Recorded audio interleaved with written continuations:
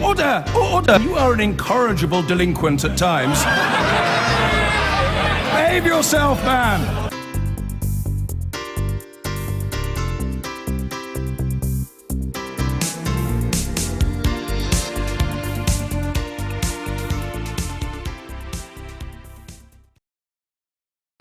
Well, having heartily showered our faces in eggs last year, you might think we'd run a million miles from opinion polls in the run-up to the referendum. But hey, we just can't help ourselves. So let's think about the referendum polls for the next few minutes, because there is a rather interesting feature of them. The phone polls indicate the Remain side is in the lead.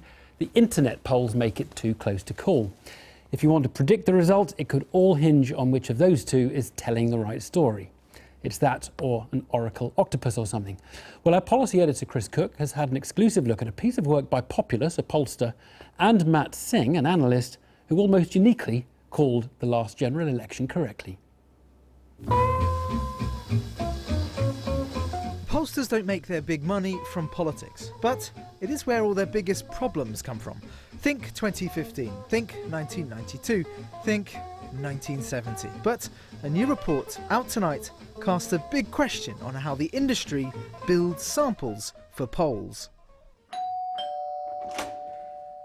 This has become a rather pressing issue because of the European referendum. You see, pollsters have to get into our homes, they have to get into our heads and work out what we're thinking about this rather unusual question. And they've got a bit of a mystery to solve. When they poll people online, they seem to be getting one set of answers from British people. When they poll them via the telephone, they seem to be getting another. So how old are you, sir? Populous are online and phone pollsters who work for the Conservatives and the Remain campaign. They commissioned an outside analyst to help them work out what was going on. Now, as part of this research, Populous conducted a number of polls. For example, they did what you might call the classic online poll. That found that Leave was 6 points ahead. They also did what you might call the classic telephone poll, and that found that Remain was 11 points ahead. So a massive 16 percentage point gap that gives different winners. So which one is right? This report works out things by asking the same question through the two routes and comparing the answers, and by comparison to the British election study, a unique poll quite unlike any other.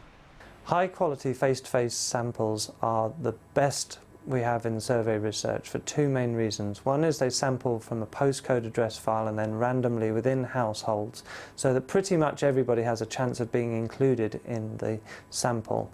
And then they also make extra effort to do repeated callbacks if people are out, or try and persuade them to participate, to get response rates which are quite high. The independent researcher on this project was Matt Singh, the analyst behind Number Cruncher Politics.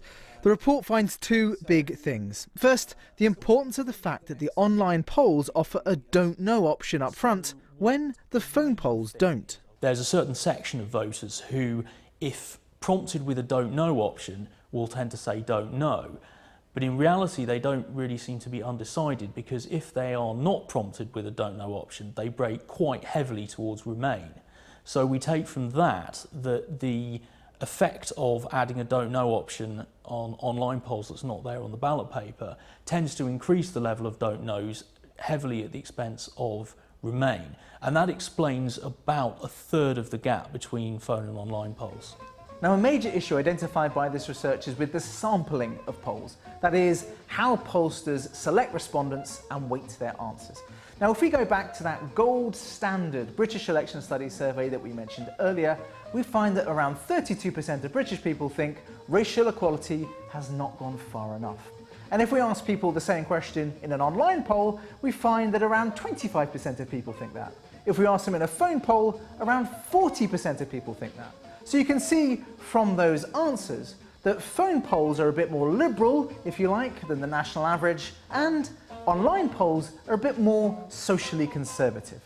When you adjust the samples to the polls so that answers to these sorts of questions match the British election survey, half of the gap between online polls and phone polls disappears. So we have a 16 percentage point gap between the two sorts of polls that we need to explain. So how does it all fit together? Well, first of all, the different treatment of the don't knows, that adds around 5 percentage points to the gap. The fact there are too many Conservatives in the samples built by online pollsters, that adds around 3 percentage points to the gap. The fact there are too many Liberals in the samples built by phone pollsters, that adds around 5 percentage points to the gap. Now there's still 3 percentage points we can't account for, but you can see from this research indicates that the right answer, as far as we can tell, might be a bit closer to the phone pollsters than it is to the online pollsters. So it appears that online polls are a bit too much towards Leave, phone polls are a bit too much towards Remain. From the work that James Kanagasoriam and I have done, it appears that the truth is probably between the two but closer to what phone polls are saying. If we had to put numbers on it, we would say about 2/3 of the way towards phone polls. We won't know who's right until the votes get counted, and turnout in the campaign will determine a lot of that. In the short term though, we can say things look a bit better for Remain than a crude average of polls would suggest. And in the medium term, pollsters need to start thinking about how they build their samples. Chris Cook there, and it always ends up depending on turnout apparently.